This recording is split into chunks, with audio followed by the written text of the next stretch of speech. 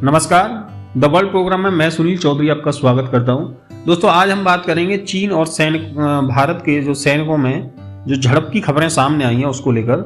आखिर चीन क्यों बार बार इस तरह की हिमाकत कर रहा है और वह तवांग में दाखिल होने की क्यों कोशिश कर रहा है, इस पूरे प्रकरण को लेकर हम जानेंगे क्या है इसका इतिहास और ये पुराना मामला कब से चला हुआ आ रहा है। असल में जून 2020 के बाद से चीन ने फिर भारत की सीमा में आने की हिमाकत की। इस बार उसने पूर्वी सेक्टर स्थित अरुणाचल प्रदेश के तवांग में दाखिल होने का प्रयास किया, लेकिन भारतीय सैनिकों ने उन्हें चीन के सैनिकों को करारा जवाब दिया और उन्हें बेदखल दूसरी तरफ कर दिया। हुआ क्या कि 9 दिसंबर को चीनी सैनिक भारतीय सेना से उलझे थे। तवांग के पास एक जगह है यांगत्से, जहां पर यह घटना हुई। यांगत्से असल में 70,000 फीट ऊंचाई पर तवांग का हिस्सा है, जिस पर सन 1962 की जंग के बाद से चीन की नजर गड़ी है। वह युद्ध के समय से ही तवांग की यांगत्से पर कब्जे का सपना देख रहा है। ऐसा माना जाता है कि यांगत्से को पीपुल्स लिबरेशन आर्मी की हमेशा से निशाना बनाने की फिराक रही है। तो अब बात करते हैं आखिर क्या है तवांग का जो इतिहास है और किस तरह से इसके पीछे चीन पड़ा हुआ है। असल में जब तक भारत पर अंग्रेजों का राज था तो चीन मैकमोहन रेखा को लेकर एकदम खामोश था, लेकिन जैसे ही भारत आजाद हुआ तो चीन जो है बौखलाने लग गया और उसकी नजरें अरुणाचल प्रदेश पर जा टकी और वह उसे दक्षिणी तिब्बत का हिस्सा बताने लगा। हालांकि इतिहास में ऐसा कोई जिक्र नहीं है कि चीन साबित कर सके कि चीन अरुणाचल प्रदेश जो है तिब्बत या चीन का हिस्सा है, और इसी को लेकर ये तनाव जो है चलता हुआ आ रहा है।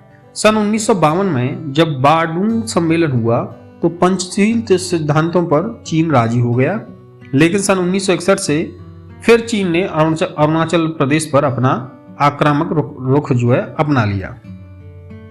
असल में चीन इस पर कब्जे जो करना चाहता है वो उसका मुख्य कारण ये है कि यांगत्से ये की जो जगह है यह तवांग से 35 किलोमीटर दूर उत्तर पूर्व दिशा में है, और इस पिछले साल नवंबर में भी यहीं पर चीनी सैनिकों के साथ झड़प होने की खबरें आई थी।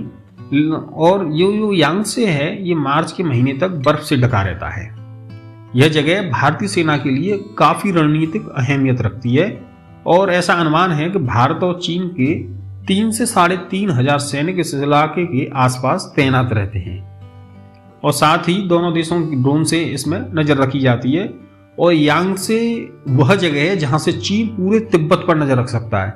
असल में मामला यही है कि यांगत्से से वह चीन जो है तिब्बत को पूरे कब्जे में लेने की कोशिश करता रहता है।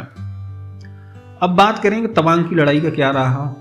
तो सन 1962 में भारत और चीन के बीच पहली जंग हुई थी, और इस जंग में चीन ने तवांग को हासिल करने के लिए पूरा प्रयास किया।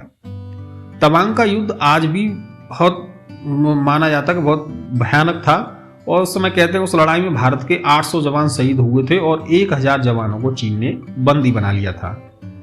चीन बॉर्डर के करीब पिछले 1 दशक से कई तरह के निर्माण कार्य कर रहा है। बॉर्डर के करीब और चीन ने हाईवे से लेकर मिलिट्री पोर्ट्स, हेलीपैड्स और मिसाइल लॉन्चिंग साइट्स तक उसने तैयार कर ली हैं, और ये सब जो है तवांग के कुछ नजदीक ही हैं। 10,000 फीट की ऊंचाई पर बसा तवांग वही जगह है जहां पर तिब्बती धर्मगुरु दलाई लामा सबसे पहले पहुंचे थे। अप्रैल 2017 में जब दलाई लामा कई साल बाद तवांग पहुंचे थे तो चीन को जो है बौखला गया और उन्होंने दलाई लामा को चीन का एक अलगाववादी नेता मान लिया। पिछले साल जुलाई में जिनपिंग ने चुपचाप तवांग के करीब स्थित न्यंगची का दौरा किया, और वह चीन के पहले नेता थे जो वहां पर दौरा करने के लिए पहुंचे थे। न्यंगची तिब्बत का वह शहर है और अरुणाचल प्रदेश से सटा हुआ है। इसे तिब्बत का न्यंगची को स्विट्जरलैंड कहा जाता है। तवांग पर कब्जा यानी पूरे पूर्वी हिस्से पर कब्जा, चीन इस बात को अच्छे से जानता है और इसीलिए वो तवांग पर आंखें दिखाने की कोशिश करता रहता है। साल 2020 में गलवान घाटी हिंसा के बाद जिनपिंग ने कहा था कि पीएलए को भारत के साथ युद्ध के लिए तैयार रहना होगा। और उसने अपना पूरा दिमाग और ऊर्जा पूरी इसी में लगा दी कि वो जो है भारत से युद्ध करने के लिए तैयारी करे। लेकिन चीन की अर्थव्यवस्था खुद इस समय मुश्किल दौर से गुजर रही है, उसके बावजूद उसका पूरा जो प्रयास पड़ोसी देशों की सीमाओं को हड़पने में ही लगा रहता है, उनका आक्रमण करने पर उसका ध्यान ज़्यादा रहता है। और इसीलिए इस पूरा मामला ये है कि तवांग पर वो नज़र गड़ाए हुए और तवांग को इसीलिए वो कब्जे में लेने की कोशिश करता है, जिससे वो तिब्बत को भी कंट्रोल कर सके और इधर भी अपनी सीमा, भारत की सीमाओं का आत्मक्रमण कर सके। तो दोस्तों ये थी LAC और चीन को लेकर महत्वपूर्ण जानकारी। उम्मीद आपको ये समझ में आई होगी और अच्छी लगी हो तो प्लीज़ वीडियो को लाइक कीजिए और चैनल को सब्सक्राइब कीजिए। धन्यवाद।